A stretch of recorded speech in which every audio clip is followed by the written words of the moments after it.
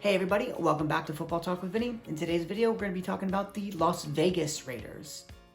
Man, that gets me every time I have to say it. I'm so used to saying Oakland.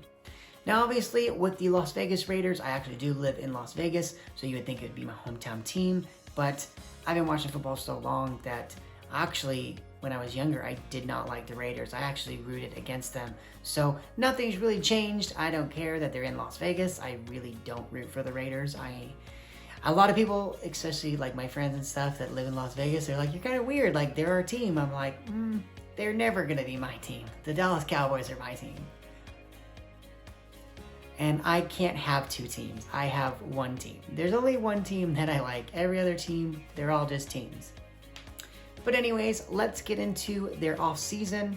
So with the offseason, it didn't really start off great. They traded away two of their best offensive linemen in Trent Brown and Rodney Hudson. And then they also let Gabe Jackson go, who played 98% of the snaps at guard for them. So I think a lot of people question, like, what are they doing? They had one of the best offensive lines in the league for the last 2-3 years, and they're just letting 3 of the 5 guys just go. Also a minor move, obviously they did not re-sign Nelson Aguilar, who signed with the Patriots. As for guys that they did sign, they were able to sign Yannick Ngakoue. I think that's huge for them. They are one of the worst, I think they were the worst team in terms of getting to the quarterback, and over the last 3 years, they've been historically bad. They haven't just been the worst, they've been the worst by like a mile. Also signing Casey Hayward on the back end to kind of help that defense. They did address the center position by getting Nick Martin, who played 100% of the snaps, albeit for the Houston Texans, not a good football team, but still, at least they addressed that position for them.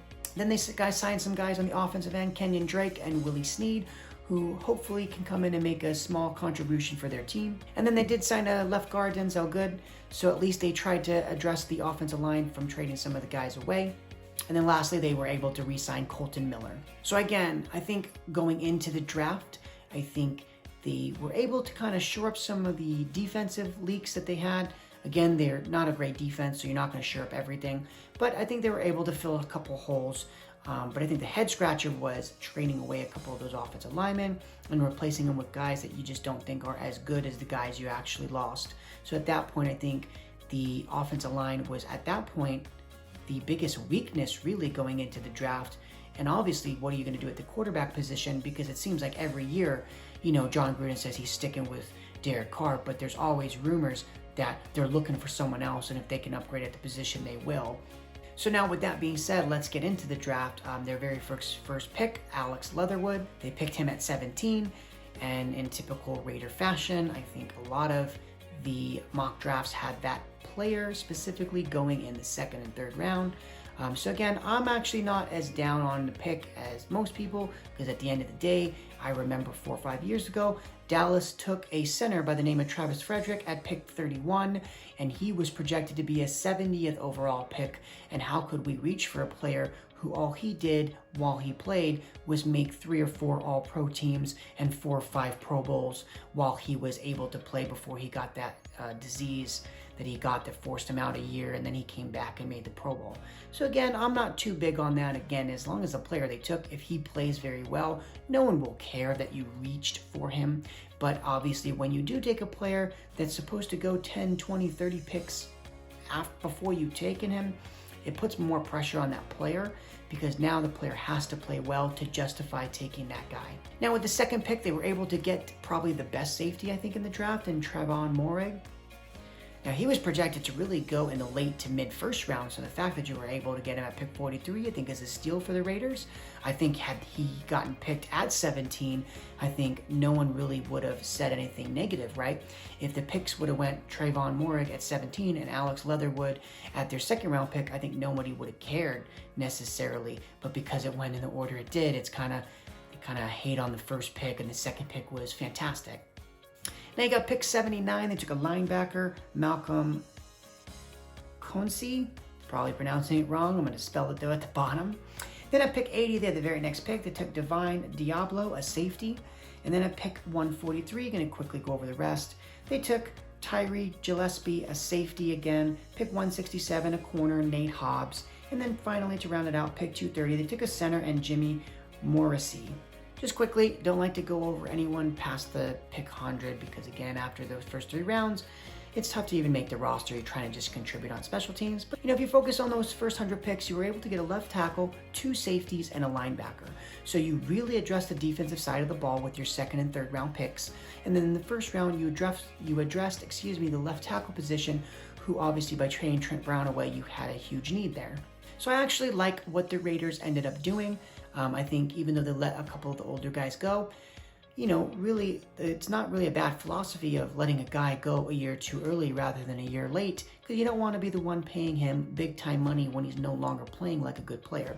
So I really have no problem with the way the Raiders handled the whole offseason after able to, sign some free agents to address the spots that you traded away players, and then you use your draft to draft some of the players as replacement guys. Now, with the Raiders, I think the season itself is going to be very hard to predict, because obviously I think Derek Carr is an above average quarterback.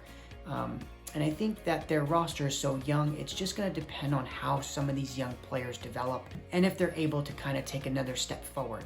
I think the last 2 seasons, right, I think they've started like 6-2. I think in both seasons, or maybe it was 6-3, and they kind of fell off towards the tail end of the season and barely missed the playoffs. So obviously they have the talent, and obviously they were one of very few teams to beat the Kansas City Chiefs last year. I think at this point for the Raiders, it's just going to come down to consistency, right? Can they play good week in and week out? So the range I kind of set for them is anywhere between 8 to 11 wins, right?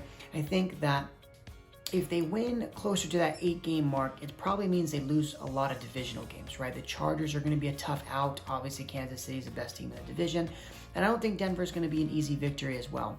So I think it'll just depend on how many games they win in that division, right? If they win 1 or 2, you're probably looking closer to 8 wins. If they can get 3 or 4 wins, they can probably get closer to that 10-win mark, which would probably almost guarantee you a playoff spot now that there's an additional team.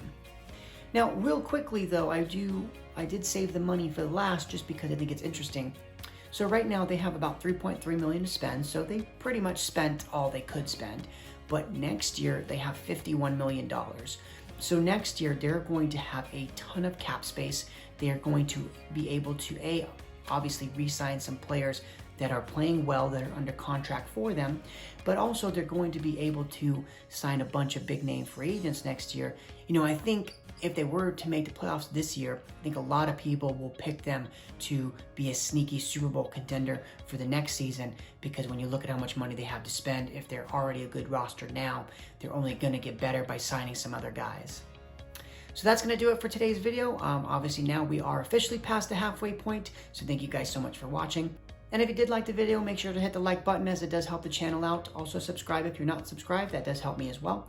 But thank you guys so much for watching. I look forward to the next video. Bye.